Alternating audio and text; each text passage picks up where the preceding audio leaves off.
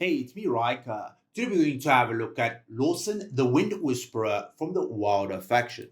Now, this hero wears cloth-based gear, is part of the mage class, and his primary role is to provide a significant amount of secondary support through his abilities and skills listed here. So let's have a look at his ultimate ability, Tempest.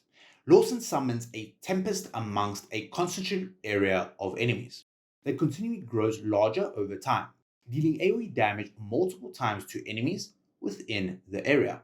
Once reaching its maximum size, the Tempest will explode, dealing massive amounts of damage. So as we can see over here, it will deal 200% of AoE damage to all targets within range.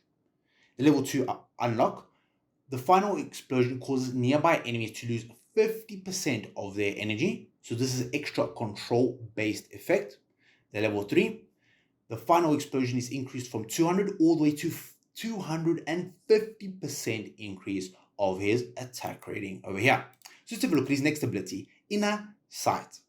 Lorsan deals damage to an enemy and marks them with inner sight. Now this is a little eye, as we can see from this icon over here, above the enemy. The symbol increases the damage of allies against the marked target enemy for 4 seconds when an ultimate skill is used. This skill prioritizes unmarked heroes first. So as we can see over here, the ultimate skill damage of all allied heroes is to be raised to 250% against the marked target for 4 seconds. So this is a massive amount of increased damage that it can be inflicted on the enemy target. The level 2 damage is increased to 220%, and the level 3 stuns an enemy or marked target for 1.5 seconds within 4 seconds of the allied hero using their ultimate skill. So if you use your ultimate skills back to back, you can continually chain stun one enemy target. And the level 4 damage is increased from 250% to 270% as well. So let's have a look at this next ability, Gale Force. Now, this is the main reason why Lorsan is in most in-game based teams, is for this particular ability. Lorsan links the farthest and the closest enemies together at the beginning of battle. When one of the two enemies receive any damage, transfers some of the damage received to the other linked enemy. So as we can see over here, the other target will receive 80% of the damage received. So if one target takes 100%, the other target will take 80% of that particular hit. Now this is excellent, especially if you're fighting two target enemies, or you want to group up enemies so you can deal massive amounts of AoE damage to multiple targets at once. The level 2 unlock, if a linked enemy dies, the other surviving linked enemy will be stunned for 5 seconds. The level 3 transferred damage received by the linked enemies is increased to 120%. So as we can see, the linked enemy on the receiving side will take even more damage from the initial strike. And the 30 engravings, if a linked enemy dies, the other surviving linked enemy will be stunned for 7 seconds. So let's have a look at his next ability, Wind Ward. Lorsan cast a shield upon 2 random allies respectively. So as we can see over here, this shield will last for 7 seconds and is able to reduce damage equal to 250% of Lorsan's own attack rating. The level 2 unlock, allies currently protected by the shield will have their dodge increased by 90 points, and if the ally being protected is a wilder, the shield value will be increased by a further 20% value. The level 3, this value is increased to 300%, and the 60 engravings or level 4 unlock, the shield value is increased from 250 to 350% increase. So let's have a look at his furniture and his signature item over here. So from his signature item over here, Fate, when you unlock this ability, when an enemy linked by Gale Force, so this is the link between two enemy targets, skill dies, Lorsan will receive a permanent 20 points of haste increase until the end of battle. The level 10, when an enemy linked dies, 40 points of haste will be given to Lorsan permanently until the end of battle.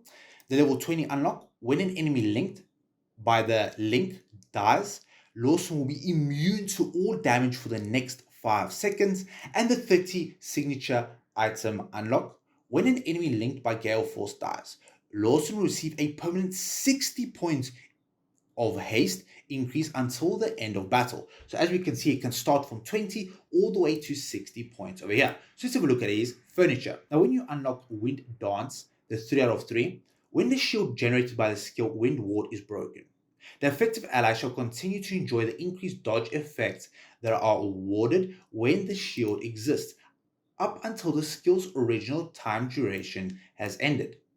The effects of Wind Ward are applied to all allies the first time it is used. So this is that dodge mechanic and the shield value as well. So this is a massive amount of defensive capability that he can add to your teammates. So let's have a look at how he does in battle. Now, as I mentioned before, his main purpose is to link enemies together. So as we can see, there's the link. Now, when he hits this target, both targets will take that damage respectively. As we can see over here, both of these targets are taking damage. And when this target died, this target over here got stunned for a couple of seconds. So this is an extra control-based effect that he can apply to the enemy target. So he's boarding up his energy. Now he's going to create the Tempest. It will slowly grow and explode upon the final detonation to the enemies.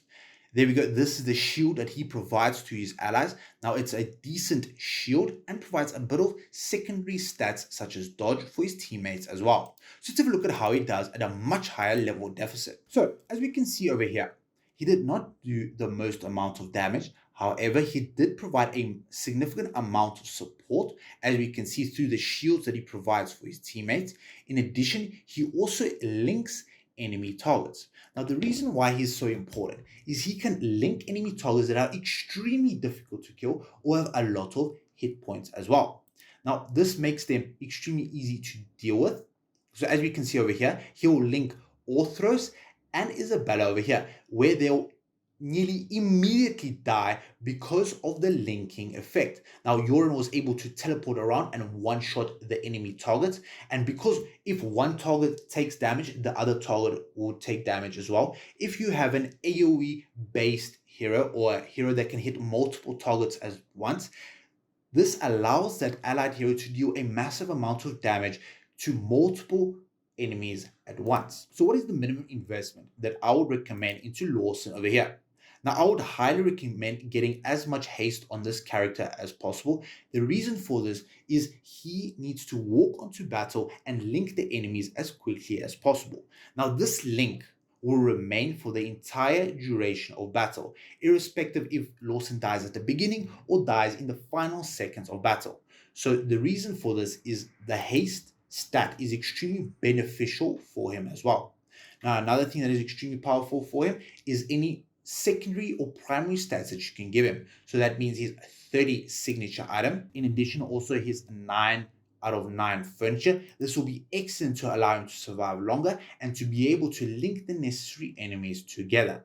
Now, I do not recommend getting his 30 engravings or his 60 engravings as well. The reason for this does not provide any additional stats for him. This will only give him a minor increase in his damage. However, he's not a main damage dealer, and you mainly use him for that linking effect.